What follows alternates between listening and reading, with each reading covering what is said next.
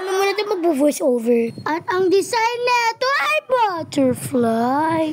At susunod ng number cake na 7. At nilalagyan niya na ng icing na kulay white. At balik ulit tayo sa cake. At tingnan nyo nga guys, nilalagyan niya ng icing na kulay purple at pink. At ito na nga guys. Sabi na nga di mawawala ang pinapakinis sa video na to. Siyempre. At may share lang ako sa inyo guys. Kung gusto niyo guys umorder ng cake ay mag-message lang kayo kay Mami ko. At tingnan nyo nga guys ang bilis magpakinis ng mami ko. 5 minutes lang yan, syempre. Para sa kanya lang.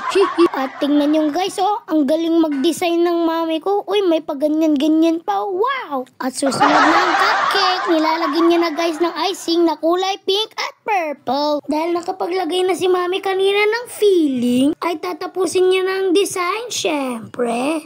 At ito na nga guys, nilalagyan niya na ng icing na kulay purple at pink. At balik ulit tayo sa cake. At nilalagyan niya na ng cake toppers. At malapit na guys matapos ang cake. At susunod na ang cupcakes. At nilalagyan niya na din ng cupcake toppers. At guys, susunod na ang number cake. At nilalagyan niya na ng butterfly na design. At ito na nga guys. Tapos na. At guys, alam niyo na to.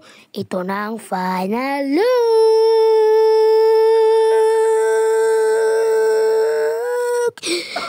At sana guys, paki-like at share din to para mag-viral. At sana guys magustuhan yung video na to. Bye!